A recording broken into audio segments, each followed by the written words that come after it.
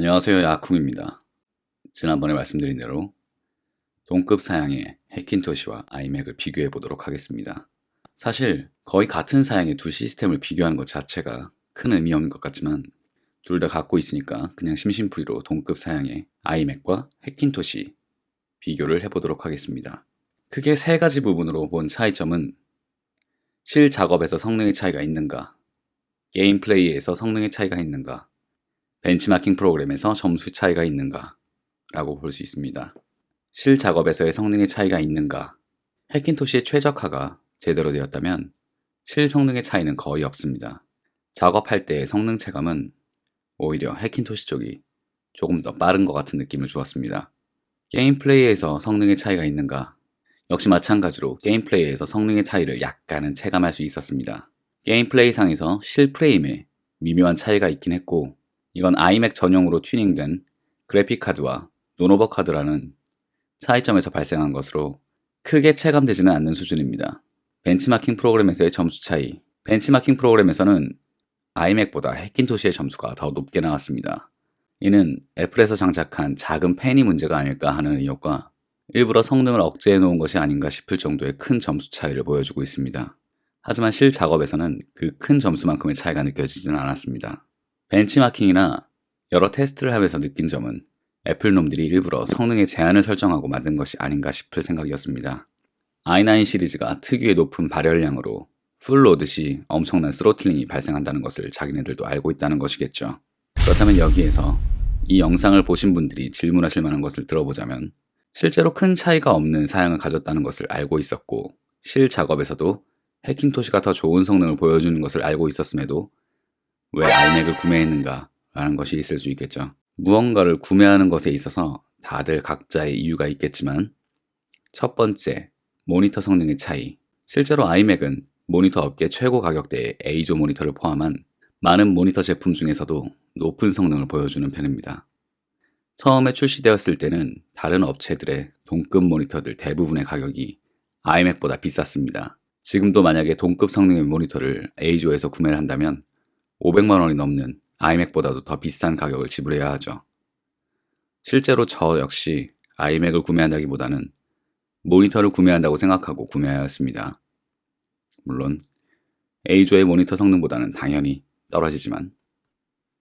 두 번째, 사진, 영상 혹은 출판물 작업을 하기 위해서는 일반적으로 두세 가지의 프로그램을 사용합니다. 저의 경우에는 직업상 캡처원과 포토샵을 사용하는데 이 두 가지 프로그램에서 보여주는 사진의 색이 다르다면 과연 작업을 하는 이유가 있는 걸까요? 또한 최근에 사진을 보는 방법인 웹브라우저까지 촬영자부터 최종적으로 사진을 감상하는 사람까지 최소한 세 가지 이상의 프로그램을 거치게 되는 것인데 이 세 가지 프로그램에서 전부 다른 색을 보여준다면 굳이 사진에서 색 보정 작업을 하는 이유가 있다고 생각하지 않기 때문입니다. 모든 프로그램에서 균일한 색을 보여주어야 하는 것이 사진과 영상 그리고 출판물이고 그렇기에 여전히 업계에서는 출력물을 더 중요시하는 경향이 있습니다. 사진 용지나 책과 같은 출판물에 출력된 사진은 어디에서고 같은 색을 보여주고 그렇기 때문에 모든 프로그램에서 같은 색을 보여주는 컬러 싱크가 중요하고 넓은 색 공간을 사용할 수 있는 점은 정말 큰 장점일 수밖에 없습니다. 물론 해킨토시에서도 컬러 싱크를 기본적으로 OS 차원에서 사용할 수 있지만 초기 색 설정이나 색 공간을 비롯한 여러 가지 측면에서 시간적인 단축을 할 수 있습니다. 앞서 말한 이 두 가지 이유가 가장 큰 이유라고 볼 수 있고 나머지는 부수적인 이유라고 볼 수 있겠습니다. 세 번째, 예뻐서. 아이맥이나 맥북을 구매하는 사람들 중에 적지 않은 비율을 차지하는 사람들은 그냥 예뻐서 구매하는 사람들도 있습니다.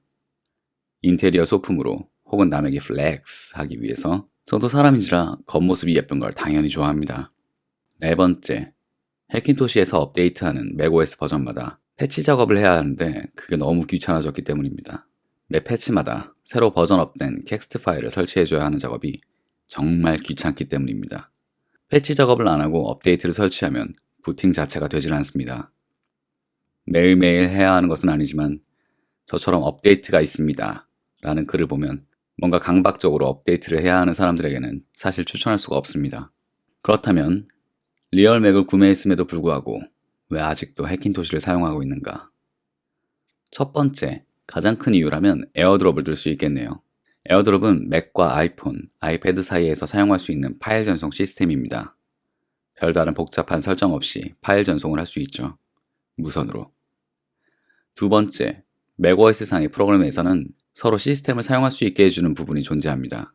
워크스테이션 같은 느낌이죠. 따라서 두 개의 맥OS를 갖고 있으면 클러스터링을 한 것 같은 성능을 낼 수 있는 겁니다. 8코어 더하기 8코어는 16코어 같은 느낌인 거죠. 실제로는 그것보다 낮은 성능이지만 더 많은 이유를 댈 수도 있겠지만 이 정도로 줄일 수 있겠습니다. 많은 사람들이 해킨토시의 끝은 결국 리얼맥이라고 하지만 더 높은 성능을 바란다면 같은 금액으로 더 좋은 성능의 해킨토시를 만들 수 있을 거라 생각합니다. 실 작업에서는 의외로 해킨토시가 같은 사양의 경우 더 높은 성능을 보여주기도 했고요. 리얼맥을 구매하기에는 가격적으로 압박받지만 맥OS를 필요로 하신다면 압도적으로 높은 성능을 보여주는 AMD의 새 CPU 시리즈나 인텔의 X 시리즈 CPU 역시 그 대안이 될 수 있을 겁니다. 리얼맥을 구매하는 비용으로 해킨토시를 만든다면 말이죠. 따라서 작업만을 하기 위한 거라면 리얼맥을 구매할 필요는 없을 것이고 해킨토시가 더 나은 방법일 수 있다고 지금도 생각하고 있습니다. 버전 패치 때마다 찾아오는 귀찮음을 감수할 수만 있다면 말이죠. 결론. 만약에 파이널 컷 프로를 사용한 영상 작업이나 로직 프로를 사용한 음악 작업을 위해 고성능의 맥이 필요한 사람이 있다면 저는 주저앉고 해킨토시를 추천할 수 있을 것 같습니다. 사진 작업이라면 글쎄요. 동급 모니터를 갖고 있다면 추천하겠지만 그렇지 않다면 해킨토시를 추천하기 어려울 것 같네요. 금전적이나 시간적으로 여유가 있다면 최근에 나온 3세대 AMD CPU로 만들어보고 싶은 생각도 있습니다만 아직은 그럴 만한 금전적인 여유가 없네요. 언젠가 시도해볼 수 있겠죠. 오늘의 영상은 여기까지입니다. 시청해주셔서 감사합니다. 재밌게 보셨다면 구독과 추천 그리고 알람 설정 부탁드려요. 감사합니다.